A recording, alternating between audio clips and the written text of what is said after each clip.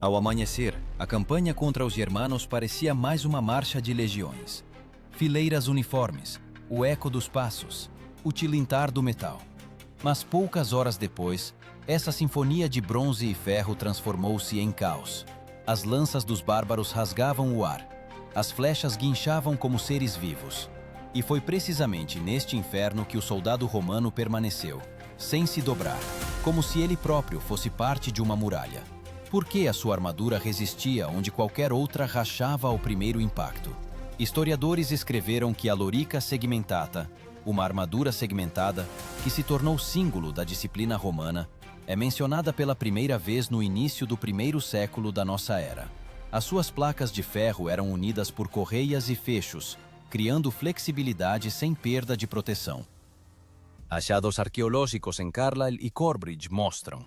Tal armadura pesava cerca de 9 quilos, menos do que um colete à prova de balas moderno de um infante, mas protegia muito mais eficazmente. Esta armadura não era simplesmente uma vestimenta de guerreiro. Era um escudo envolto ao redor do corpo. Os seus segmentos metálicos retinham quando os legionários marchavam em formação, como se todo o exército fosse um único ser vivo, coberto de aço. De longe, a formação romana parecia uma onda de metal em movimento, que podia absorver qualquer resistência. Tal tipo de proteção era chamado de lórica, da palavra latina lórica, que significava couraça. Existiam diferentes tipos: a lórica amata, uma cota de malha feita de milhares de anéis, a lórica esquamata, uma variante escamosa, e, finalmente, a lórica segmentata, o auge do pensamento de engenharia da antiguidade. Era montada manualmente, ajustando cada placa ao corpo de um soldado específico, como uma armadura para um gladiador que não podia perder. De acordo com várias fontes, foi esta armadura que foi usada massivamente pela primeira vez nas legiões do imperador Augusto e mais tarde nos tempos de Trajano, quando Roma atingiu os limites do seu poder. Políbio escreveu que a força de Roma não residia apenas nas armas, mas também na habilidade de as usar. E a lorica tornou-se o instrumento que transformou guerreiros dispersos num mecanismo único. Mas por trás de cada placa havia um preço. O legionário não apenas vestia a armadura, ele fundia-se nela. Sob as camadas de metal, a pele esfolava até sangrar. O suor escorria pelo corpo na armadura aquecida, e os ombros zumbiam com o peso. E ainda assim, quando o primeiro golpe de lança atingia o peito, era precisamente essa dor que salvava uma vida. Os segmentos da lorica eram unidos de tal forma que o golpe da espada deslizava pela superfície, perdendo força. Nisso residia a simples genialidade dos ferreiros romanos. A armadura não resistia ao golpe, mas o desviava. Como uma onda que não quebra a pedra, mas a contorna. O legionário atingido no peito podia cambalear, mas não caía. A sua armadura absorvia a energia, como as placas compostas modernas. Quando os arqueólogos encontraram fragmentos de armaduras nas ruínas de Carnuntum, vestígios de deformações no metal mostraram. Os golpes eram desferidos com uma força que perfuraria uma cota de malha comum. Mas a lorica aguentava. Ela salvava onde nem mesmo o escudo ajudava. Milhares de anos depois, engenheiros tentaram repetidamente esta fórmula: leveza, flexibilidade e proteção. Mas a questão permaneceu. Como os guerreiros do mundo antigo criaram algo que mal podemos superar ainda hoje? E, talvez, a resposta esteja escondida não no ferro, mas em quem o usava. Pois a armadura não é apenas metal. É a vontade que forjou a si mesma em forma. E a cada passo sob o sol, o legionário romano transformava essa vontade numa armadura que podia suportar não apenas o golpe de uma lança, mas a própria história. Quando um novo dia começava com o sinal de combate, o som da tuba que rompia o silêncio matinal do acampamento, a legião já sabia. Hoje seria preciso vestir o metal novamente. Os segmentos brilhantes da lorica esfriavam a pele, como que lembrando: isto não é apenas uma armadura, é uma promessa. Uma promessa de resistir. A guerra não esperava por condições confortáveis: chuva, lama, calor, tudo se fundia numa marcha interminável, com a duração de uma vida. A preparação do legionário romano começava muito antes da própria batalha. Todos os dias ele treinava com equipamento completo, cerca de 25 quilos de aço, couro, armas e provisões. De acordo com os registros de Vegésio, o legionário deveria ser capaz de correr com a armadura mais de 1000 passos sem parar. O peso era distribuído de forma ideal. O peito e os ombros carregavam a armadura, as costas, o suprimento de alimentos, o cinto, a espada gladius. Até a respiração era aprimorada até o automatismo. E, no entanto, era a armadura que determinava quem sobreviveria no combate. A lorica segmentada tinha uma construção especial. Faixas horizontais de ferro eram fixadas por correias e rebites, formando uma concha móvel. Ela repetia o movimento do corpo, dobrava-se nas viragens, mas não quebrava. Reconstrutores modernos provaram que uma armadura semelhante suporta um golpe de espada com uma energia de até 150 joules, o que é suficiente para partir um escudo ou perfurar uma cota de malha. Mas os guerreiros chamavam-na de outra forma, segunda pele. Quando o legionário apertava a última fivela, ele parecia transformar-se num ser de metal. Isto não era apenas uma arma de defesa, mas um ritual de transformação. César escreveu que a disciplina nas fileiras romanas era mais forte que o medo. E a armadura, ranchendo e tilintando, tornava-se o símbolo dessa disciplina. Os legionários formavam-se em fileiras, 3 linhas de 120 homens, cada uma numa ordem estritamente determinada pela experiência. À frente, os astados, infantes pesados, atrás deles os príncipes, veteranos, e na última linha, os triários, guerreiros mais velhos, a última reserva. A sua formação lembrava um tabuleiro de xadrez, mas cada peça aqui era de carne e aço. O termo testudo, da palavra latina tartaruga, designava uma das formações mais famosas de Roma. Quando as flechas voavam como chuva, os escudos erguíam-se e fechavam-se, formando uma cúpula de ferro. Sob eles, centenas de homens permaneciam, e apenas o som das flechas no metal denunciava que lá dentro havia seres vivos. Os inimigos viam diante de si não um exército, mas uma fortaleza em movimento. Esta fortaleza movia-se inabalavelmente, mesmo sob ataque. Cada soldado sabia o seu lugar, sabia como manter a formação, como não vacilar quando o vizinho caía. O legado, comandante da legião, ia à frente, dando ordens em frases curtas, transmitidas pelos centuriões. Segundo Tácito, uma legião em combate soava como uma única respiração. Mas antes que a armadura salvasse, ela testava. O ferro roçava os ombros, o sol transformava os segmentos em placas incandescentes e o suor escorria pelo corpo, como óleo por uma lâmina. Os soldados untavam a pele com gordura para reduzir as queimaduras e os cintos eram esfregados com cera. E ainda assim, após uma marcha de 20 milhas, as costas transformavam-se num mapa de contusões. A proteção tinha um preço, mas também uma recompensa. Quando os machados germânicos ou as foices dácias se abatiam sobre os legionários, era a lorica que transformava o golpe mortal numa contusão. Plutarco escreveu que na Batalha de Tapai, os legionários de Trajano, apesar das armaduras danificadas, quase não tiveram mortes por cortes. As placas quebravam, mas não cediam. O metal dobrava, mas não rasgava. E tudo isso graças aos ferreiros, que eram chamados de fabricae. Estas pessoas eram o coração da máquina de guerra romana. Eles forjavam armaduras de ferro, trazido da Noricum, uma das províncias mais ricas do império. Lá extraíam uma liga que possuía uma resistência especial, não demasiado frágil para quebrar e não demasiado macio para amassar. Cada segmento passava por tratamento térmico, têmpera em água e óleo, e depois era polido manualmente até um brilho espelhado. Nas forjas cheirava a carvão e suor. Faíscas voavam, como estrelas, quando os mestres dobravam o metal. Eles sabiam que cada golpe deles podia salvar uma vida. Quando a armadura pronta era vestida pela primeira vez, Ela tilintava pura, como uma corda.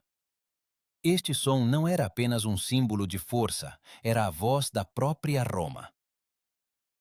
Mas por que, entre todas as armaduras da antiguidade, foi precisamente a lorica romana que sobreviveu aos séculos? A resposta talvez esteja no seu conceito. Ela não tornava o guerreiro invulnerável, ela tornava-o resiliente. Ela permitia cair e levantar, respirar e mover-se, ficar de pé e atacar novamente. Nisso residia a sua força. Cada golpe que o romano recebia em batalha ressoava na armadura, ecoando no peito. O som do aço era a música da disciplina, o ritmo do império que mantinha metade do mundo sob controle. E quando milhares de guerreiros marchavam em formação, as suas loricas tilintavam como sinos de um enorme templo, dedicado não aos deuses, mas à própria ideia de ordem. Mas até mesmo essa ordem tinha um limite. Em algum lugar à frente, para além do horizonte, Roma encontraria inimigos cujas lâminas seriam diferentes, mais pesadas, mais largas, mais brutas. E seria precisamente então que o teste da lorica quanto à sua resistência se tornaria um teste do próprio império. Meio-dia sobre o Danúbio. O sol batia nos olhos, a poeira erguia-se como uma parede. A legião caminhava em direção à travessia, onde, segundo relatórios de reconhecimento, as tropas dácias se haviam reunido. O ar tremia de calor e tensão. Os guerreiros permaneciam em silêncio. Cada passo ressoava com o tilintar do ferro. Nesse momento, a armadura deixava de ser apenas proteção. Ela transformava-se na linguagem sonora da guerra. Cada batida de casco, cada rangido de fivela dizia uma coisa: Roma avança. Segundo a descrição de Diocácio, os dácios eram famosos pelas suas armas, as fauches, espadas curvas capazes de cortar escudos e perfurar até cotas de malha. Seria precisamente contra eles que a lorica segmentata seria testada em combate. Metal contra metal, disciplina contra fúria. Os guerreiros de Trajano sabiam, hoje eles encontrariam um inimigo que não temia morrer. E era precisamente isso que o tornava perigoso. O primeiro ataque veio como um trovão.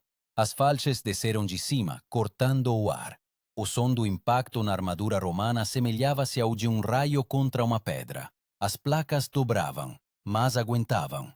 Os soldados sentiam a vibração através do peito, a respiração falhava, mas o corpo permanecia intacto. Nisso residia o desígnio dos engenheiros. A lorica não detinha a força, ela a distribuía. Como os capacetes modernos amortecem o impacto por toda a superfície, assim também a armadura romana transformava o golpe mortal num empurrão abafado. Os dácios golpeavam repetidamente. Os seus gritos fundiam-se com o estrondo dos escudos, o sibilar das flechas. Sob este furacão sonoro, os legionários mantinham a formação. O centurião, oficial superior que comandava 100 homens, caminhava pela linha, gritando ordens curtas. A sua voz, rouca de areia e sangue, soava como a própria vontade. Segundo Tácito, os centuriões romanos distinguiam-se pelo facto de morrerem de pé e não em fuga. O seu símbolo, a vitis, um chicote de videira, com o qual puniam por quebrar a formação. Mas hoje, com essa videira, eles levantavam os seus soldados, caso caíssem. Na formação, não havia lugar para dúvida. Cada legionário sabia. Se ele vacilasse, o vizinho morreria. Os primeiros minutos de batalha transformaram-se numa hora, depois, num dia. O sol desceu mais, e a armadura aqueceu tanto que queimaduras cobriam os ombros. O suor inundava os olhos, a pele sob os segmentos esfolava até sangrar. Mas a formação não se desfez. Quando um caía, outro tomava o seu lugar. Quando uma falx quebrava um segmento, o ferreiro no acampamento já preparava um novo. A máquina de Roma não conhecia o cansaço. Arqueólogos que investigaram o campo de batalha em Tapae encontraram dezenas de lâminas curvas dos dácios, cravadas nas placas da lorica. Nalgumas, vestígios de rachaduras, noutras, locais polidos onde o golpe deslizou. Esta prova silenciosa fala mais alto do que quaisquer crônicas. A armadura aguentou. Os romanos chamavam-se a si próprios de scutum et gladius, escudo e espada. Mas neste dia, foi a armadura que manteve a linha. Sem ela, a formação teria colapsado sob o ataque. Os guerreiros de Trajano resistiram e depois avançaram, como uma muralha em movimento. Quando a falange se moveu, os escudos entrelaçaram-se, as lanças foram apontadas e a onda romana desabou sobre os dácios. De longe, isso lembrava uma maré oceânica, onde cada onda trazia relâmpagos dentro de si. Os legionários não corriam, eles fluíam, como metal, derretido e imparável. Os factos dizem que na Batalha de Tapae participaram cerca de 40.000 romanos. As perdas, segundo diferentes fontes, não ultrapassaram 1.000. Para uma batalha onde o inimigo superava em número, isso foi um milagre. Mas em Roma não se acreditava em milagres. Acreditava-se em cálculo, e esse cálculo apoiava-se no aço. Trajano, observando o resultado da batalha, ordenou que as armaduras danificadas fossem recolhidas e enviadas para as oficinas. Cada amolgadela, cada rachadura tornava-se material para análise. Roma aprendia com cada golpe. E foi assim que a armadura se tornava mais perfeita. O termo Fabrica Legionis designava as forjas de campanha em cada legião. Lá, as armas não eram apenas reparadas, eram melhoradas. Os ferreiros reforçavam os segmentos com sobreposições de cobre, melhoravam as uniões, tornavam os fechos mais resistentes. Este era um antigo análogo dos modernos laboratórios de tecnologia militar. Mas o mais importante nesta história não é o metal, mas as pessoas por baixo dele. Pois, como escreveu Políbio, a armadura é a continuação da alma do guerreiro, e se a alma se quebra, nenhuma armadura ajudará. E se a alma arde, até o ferro se torna vivo. Quando a batalha silenciou e sobre o campo pairava o cheiro de sangue queimado, os romanos retiraram as suas loricas. Sob o metal, a pele estava esfolada, as mãos tremiam, mas os olhos permaneciam frios. Cada um deles sabia: hoje a armadura aguentou, mas amanhã haverá uma nova batalha, e novamente será preciso testar não só o ferro, mas também a si mesmos. Porque a verdadeira força da lorica não residia no seu metal, mas no que ela fazia com o homem. Transformava-o em parte de algo maior que o medo e a dor, em parte de um império, onde cada segmento era importante e cada golpe apenas mais um som do grande coração romano. O crepúsculo caía sobre o campo de batalha quando os legionários começaram a desmantelar o acampamento. Os romanos nunca dormiam num local sem fortificações. Todas as noites erguiam um muro, uma vala e uma paliçada, mesmo que soubessem que partiriam pela manhã. Exaustos, na lama e no suor, eles não retiravam a armadura até o último momento, até que a guarda fosse estabelecida, até que os sentinelas ocupassem as suas posições. A armadura retinava na escuridão, como as correntes de uma fera que não se permitia relaxar. Trajano sabia. A resistência era uma arma tão importante quanto a espada. Uma legião podia percorrer até 30 quilômetros por dia, carregando consigo tudo: tendas, ferramentas, armas, provisões.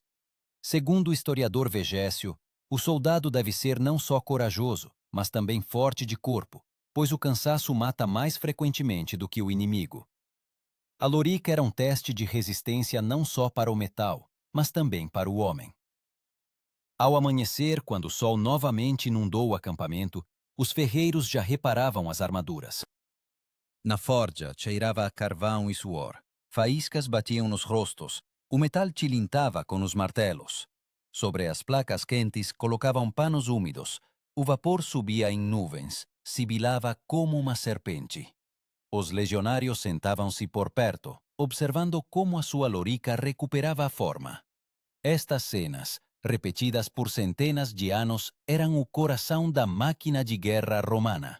Cada guerreiro via como o ferro dobrava, mas não quebrava, e acreditava que ele também não quebraria. Achados arqueológicos de Vindolanda, uma fortaleza na fronteira norte da Britânia, mostraram. Os guerreiros escreviam para casa, queixando-se não do inimigo, mas do frio e do peso das armaduras. Um fragmento preservado de uma carta de um legionário dizia: "A lorica esfrega os ombros, mas sem ela a morte chega rapidamente." Estas palavras, simples, sem heroísmo, mostram o verdadeiro preço da sobrevivência. A armadura romana não era apenas uma maravilha de engenharia, mas também um símbolo de disciplina. Cada soldado limpava diariamente as placas com areia e gordura, esfregava até o brilho, verificava os fechos. Qualquer ferrugem era considerada uma vergonha. O centurião podia punir quem negligenciasse o cuidado da armadura, pois a sujidade no metal significava sujidade na alma. Havia não só um significado físico, mas também moral neste ritual. Quando o legionário via sua armadura brilhar ao sol, ele sentia-se parte do império, parte da grandeza, onde a ordem e a força se fundiam numa só. Políbio escreveu que o brilho exterior do exército atuava de forma intimidatória sobre os inimigos antes mesmo do início da batalha. Para os bárbaros que não conheciam tal unidade, o brilho do exército romano parecia um reflexo da luz celestial. Mas nem mesmo a armadura ideal podia proteger do cansaço. Após a campanha na Dácia, milhares de loricas estavam desgastadas ao limite. Alguns soldados substituíam os segmentos de ferro por couro, aliviando o peso. Assim surgiu a lorica aprumada, uma variante rara com penas metálicas costuradas que combinava flexibilidade com brilho. Contudo, o seu custo era demasiado elevado. Apenas os comandantes podiam pagar por uma tal. Trajano, regressando a Roma após a vitória, ordenou a instalação no fórum de uma coluna, coroada com a estátua do imperador. Nos baixos relevos, esculpidos em espiral, estão representadas cenas dessas mesmas campanhas, legionários em loricas construindo pontes, combatendo, morrendo. Cada placa nessas figuras é talhada com amor, como se os próprios canteiros soubessem. A armadura tornou-se parte do mito romano. Historiadores modernos como Adrian Goldsworthy notam que a lorica segmentata não era apenas confortável. Ela tornou-se um símbolo do profissionalismo do exército, onde tudo era calculado. Cada detalhe, funcional, cada fecho, no seu lugar. Nisto se refletia a própria ideia de Roma: ordem contra o caos, razão contra a fúria. E, no entanto, nesta aparente invencibilidade escondia-se uma fraqueza. As placas da lorica exigiam manutenção. O reparo levava tempo. Nas províncias distantes, onde o ferro era escasso, os guerreiros voltavam a usar as velhas cotas de malha. Os historiadores divergem sobre quando exatamente a armadura segmentada caiu em desuso. Alguns falam do terceiro século, outros do quarto. Mas uma coisa é clara: a sua saída não foi uma derrota, mas uma evolução. O império mudava, e com ele, a guerra. Os adversários passaram a usar flechas com pontas forjadas, e a cavalaria exigia maior mobilidade. A facilidade das vitórias sobre os bárbaros foi substituída por longas guerras de fronteira, onde sobrevivia não o mais forte, mas o mais rápido. A lorica, outrora símbolo de poder, começou a ceder lugar a novas formas de proteção. Mas na memória dos legionários, ela permaneceu um eterno padrão.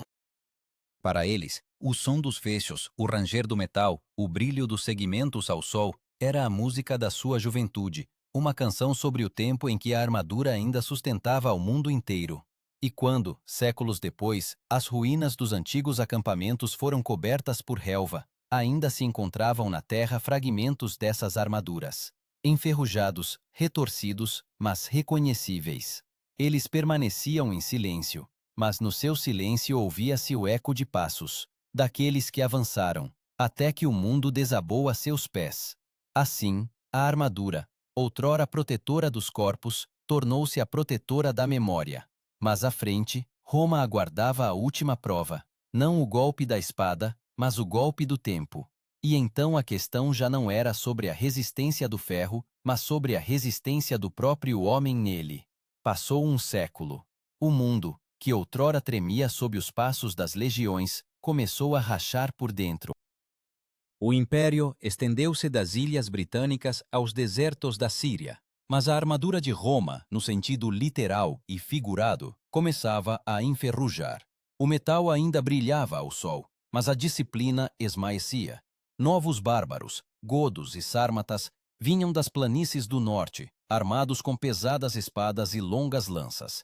As velhas armaduras já não eram impenetráveis.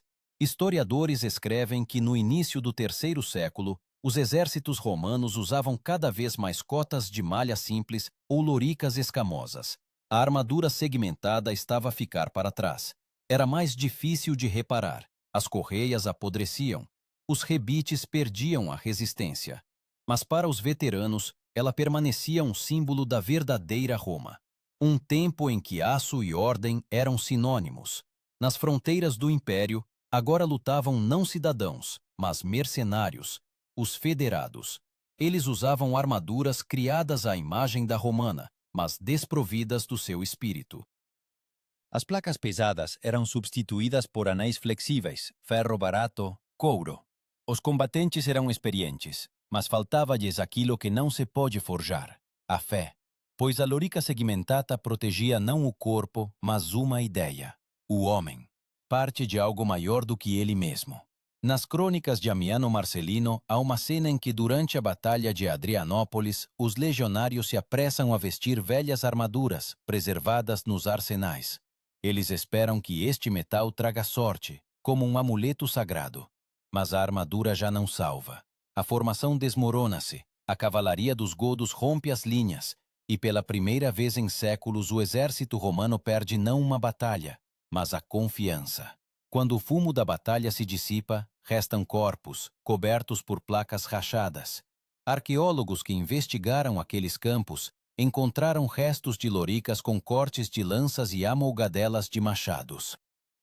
O metal resistia aos golpes, mas agora não salvava. O inimigo atacava de cima, a cavalo, e a armadura, concebida para combates de infantaria, não podia proteger contra tal poder. O termo contus designava uma longa lança de cavalaria, uma arma que mudou as regras do jogo.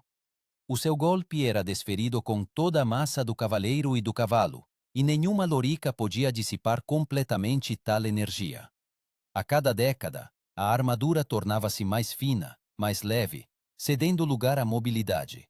O império, outrora baseado na disciplina das legiões, transformava-se num estado que vivia da força mercenária. Mas ainda assim, mesmo neste declínio, o velho metal romano continuava a falar. Nos postos fronteiriços na Britânia e na Gália, ainda se encontravam placas de segmentata, partidas ao meio, mas cuidadosamente enterradas junto com os guerreiros. Talvez os enterrassem não como pessoas, mas como símbolos, os últimos fragmentos de uma era onde a armadura era equivalente à honra.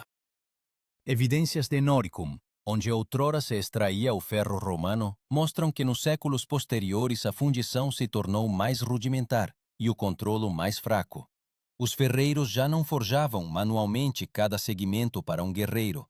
A produção em massa destruiu a singularidade. Onde antes cada armadura era pessoal, agora a armadura tornou-se apenas uma coisa. E uma coisa, desprovida de significado, deixa de ser proteção. Políbio escreveu outrora que os romanos venciam não pelo número, mas pela perícia. Mas nas últimas guerras essa perícia dissolvia-se. O exército, habituado a uma coordenação ideal, agia cada vez mais de forma dispersa. Os centuriões, aqueles que mantinham a formação e o espírito, desapareceram como classe. Sem eles, a armadura perdia o seu coração. Pois nem mesmo o aço mais resistente vale nada se não houver uma mão que mantenha a linha. No entanto, mesmo enfraquecida, a armadura romana continuava a ser uma inspiração. Os bárbaros que saquearam Roma usavam armaduras troféu, Como troféus de força, eles copiavam a forma da segmentata, sem compreender que o seu segredo não estava no metal, mas na ordem que mantinha esse metal unido.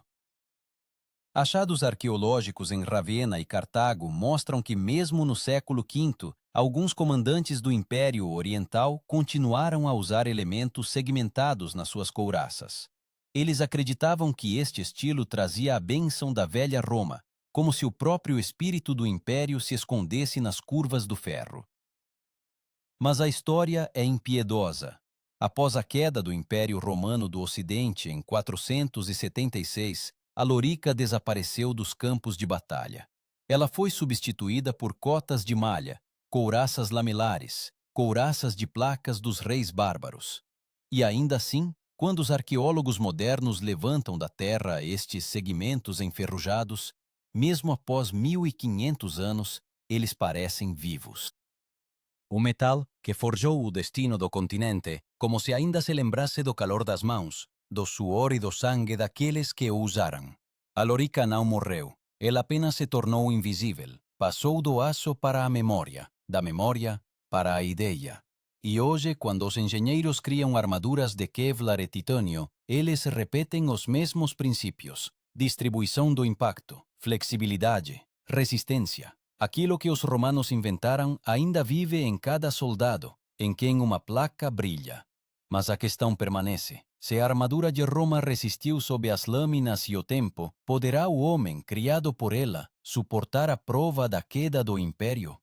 A resposta para esta questão começa não no campo de batalha, mas no silêncio, onde o aço entra em contato pela primeira vez com a pele, e o homem decide o que será mais forte: o metal ou o coração. O Império Oriental, Bizâncio, herdou não só as leis e as estradas de Roma, mas também a sua armadura.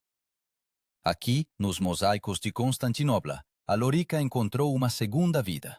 Ela já não era a mesma. As placas alongaram-se, tornaram-se mais pequenas, formando couraças lamelares, mas o princípio permaneceu: flexibilidade no movimento e dureza no impacto. Os catafractários imperiais, cavalaria pesada, encoberta da cabeça aos cascos, tornaram-se a nova encarnação do velho ideal. O ferro agora protegia não só o homem, mas também o cavalo. Mas juntamente com a perícia, veio também uma nova filosofia. Se os romanos forjavam armaduras pela força, os bizantinos faziam-no pela sobrevivência. O império vivia rodeado de inimigos: persas, árabes, eslavos, e cada placa agora valia não pela glória, mas pela continuação da paz. Os mestres de Constantinopla criaram uma escola de arte militar, onde a armadura se tornou não um símbolo de conquista, mas um escudo da civilização. Nas crônicas bizantinas preservaram-se descrições de como os catafractários iam para a batalha. Quando o sol tocava suas armaduras, escreveu o cronista Escilitzes, parecia que uma muralha viva de luz se movia. Estas palavras, eco do antigo Roma, mostram que, mesmo séculos depois, a armadura continuava a carregar a mesma ideia: ordem, disciplina, grandeza. Mas o aço, como os impérios, não é eterno. Pelo século XII, as couraças bizantinas foram substituídas pelas armaduras de cavaleiro ocidentais. A Europa esqueceu a palavra latina lórica, substituindo-a pela francesa armure. E, no entanto, o sentido não desapareceu.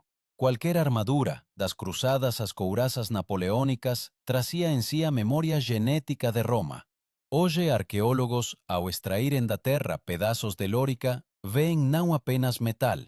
Eles veem o rastro da vontade humana, que se recusou a estar nua perante o caos, pois a armadura não é sobre o ferro, mas sobre o medo que o homem conseguiu vencer, conferindo significado ao metal frio. E talvez seja por isso que a lorica não desapareceu completamente. Ela vive em cada esforço para se proteger não só da lâmina, mas também do tempo.